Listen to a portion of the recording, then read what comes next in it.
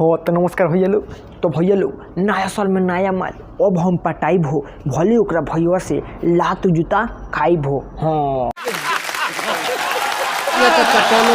तो देखो सिद्धू चाचा के लोहल बा, तो सिद्धू चाचा अपना मत हंसिए, नहीं तो 32 दतवा न बाहर निकल जाएगा। ठीक है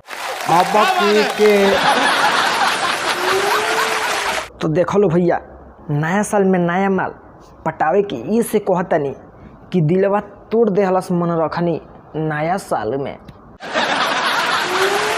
इसलिए हम बहुते गम में है, तो हम एकदम ठान ये लिए हैं कि नया साल में नया माल जरूर हम पटाएंगे। तो भैया लोग ओकरा खातिर हम का ना सोचले रहनी नया साल में देवे के, ओकरा के लखनऊआ लहंगा खरीद के लैनी कर्जा काढ़ के सूधी पे। तो अब नया साल में जनुआ हमारा मुँह पर चल गए थूकी के। इतने ना भैया लोग, अपन भैंस बेच के पैसा देहनी सब ओकरे पर लुटाई हो, आ तबो नया साल में लबरी हमरा के गइल भुलाई हो।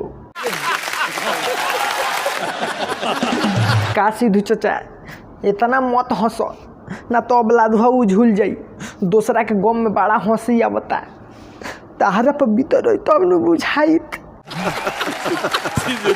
तो भैया लोग पहले के कुछ लड़की रहली सन तो कहत रहली सन कि अगर तुम मिल जाओ जमाना छोड़ देंगे हम। अरे आजकल के लड़की कुछ कहत रही सन कि अगर तुम मिल जाओ पुराना छोड़ देंगे हम। तो भैया लोग यही ना हमारा साथे भइल बा, जब हमरा पास के पैसा खत्म हो गई तो दूसरा संगे जाके नैना में नैला लड़ावतिया। तो भैया लोग कहाँ बा, ये हाल में हमरा के छोड़ के जाता रहो। अरे तो नहीं हमारे वीडियो के कम से कम लाइक कर दलो, आ चैनल को सब्सक्राइब कर दलो मरते हो।